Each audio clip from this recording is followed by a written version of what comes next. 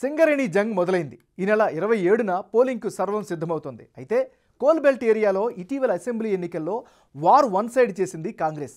ఇప్పుడు జరగబోయే సింగరేణి ఎన్నికల్లోనూ హస్తం పార్టీ అనుబంధ విభాగం సత్తా చాటుతుంది అన్న అంచనాలతో బీఆర్ఎస్ అనుబంధ సంఘంలో ఆందోళన మొదలైంది.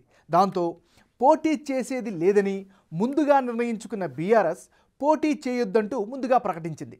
యూనియన్ నేతలకు ఫోన్ చేసి విషయాన్ని చెప్పేశారు ఎమ్మెల్సీ కవిత. పోటీ చేయనప్పుడు ఇక యూనియన్లో ఉండడం ఎందుకంటూ కీలక నేతలంతా రాజీనామాలు చేయడంతో కొంగుతింది బీఆర్ఎస్ అధిష్టానం. పూర్తిగా పరువు పోతుంది అన్న భయంతో మళ్ళీ హడావుడిగా ఎన్నికలకు సిద్ధమంటూ ప్రకటించింది. అసలు బీఆర్ఎస్లో ఇంత గందరగోళం ఎందుకు? సింగరేణి ఎన్నికలంటే అంత భయం ఎందుకు?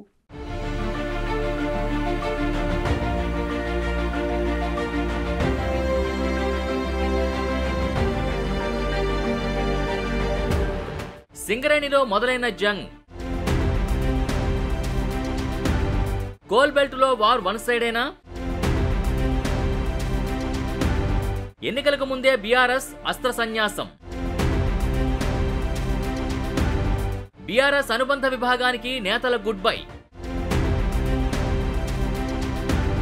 అధికారాన్ని అడ్డం పెట్టుకుని ఇంతకాలం సింగరేణిలో హవా చెలాయించారు బీఆర్ఎస్ నేతలు. జాతీయ కార్మిక సంఘాల్ని అణగదొక్కి తమ జెండా పాతారు. కార్మికుల్ని నోరు నొక్కేశారన్న విమర్శలు మూటగట్టుకున్నారు. కాలం ఎప్పుడూ ఒకేలా ఉండదు కదా, కాలచక్రం గిర్రున తిరిగింది. ఇప్పుడు సింగరేణిలో బీఆర్ఎస్ అనుబంధ సంస్థ ప్రభ పూర్తిగా తగ్గిపోయింది.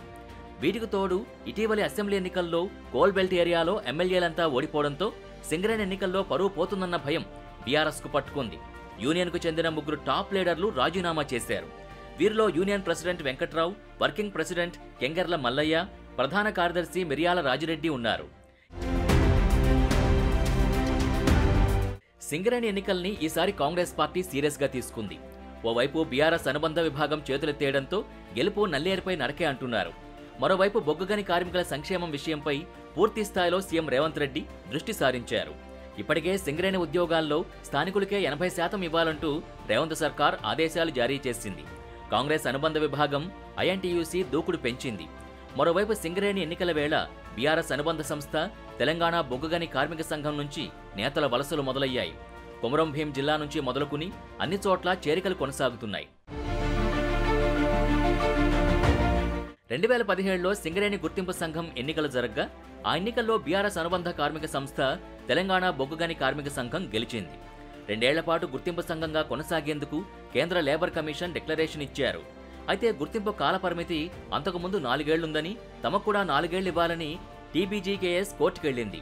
ఆ వ్యాజ్యం కొనసాగుతుండగానే 2021 అక్టోబర్లోనే 4 ఏళ్ల కాలపరిమితి ముగిసిపోయింది. కానీ కరోనా ప్రభావంతో 2022 వరకు ఎన్నికలు వాయిదా పడుతూ వచ్చాయి. ఏఐటీయూసీ హైకోర్టును ఆశ్రయించడంతో నవంబర్లోపు ఎన్నికలు నిర్వహించాలని కోర్టు ఆదేశించింది. దీంతో అక్టోబర్ 30న ఎన్నికలకు నోటిఫికేషన్ విడుదలై నామినేషన్ల ప్రక్రియ కూడా ముగిసింది. ఆ తర్వాత అసెంబ్లీ ఎన్నికలకు నోటిఫికేషన్ వెలువడింది. సింగరేణి యాజమాన్యం, ప్రభుత్వం, కొన్ని కార్మిక సంఘాలు అసెంబ్లీ ఎన్నికల తర్వాత సింగరేణి ఎన్నికలు నిర్వహించాలని హైకోర్టును ఆశ్రయించాయి. దీంతో డిసెంబర్ 27 వరకు వాయిదా వేస్తూ హైకోర్టు తీర్పిచ్చింది. తాజాగా అన్ని అడ్డంకులు తొలగి ఎన్నికలు జరగబోతున్నాయి.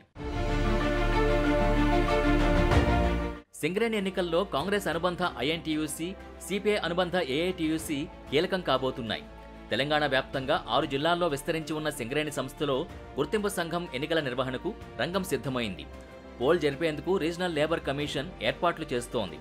గుర్తింపు సంఘంగా విజయం సాధించేందుకు ఆయా సంఘాల నాయకులు తమ వంతు ప్రయత్నాలు చేసుకుంటున్నారు. సిఎల్సి శ్రీనివాసులు సింగరేణిలోని 13 కార్మిక సంఘాలతో సమావేశమయ్యారు. తాజా ఓటర్ల జాబితాని కార్మిక నేతలకు అందజేశారు. మొత్తం 39,809 మంది ఓటర్లు సింగరేణి ఎన్నికల్లో పాల్గొనబోతున్నారు.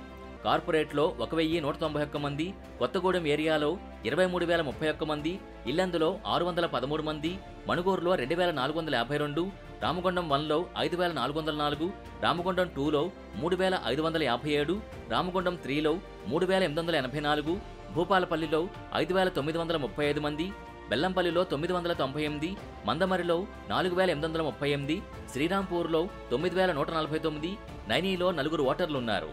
సింగరేణి వ్యాప్తంగా 84 పోలింగ్ కేంద్రాలను ఏర్పాటు చేసి 11 కౌంటింగ్ సెంటర్స్ ని అందుబాటులో ఉంచింది రీజనల్ లేబర్ కమిషన్.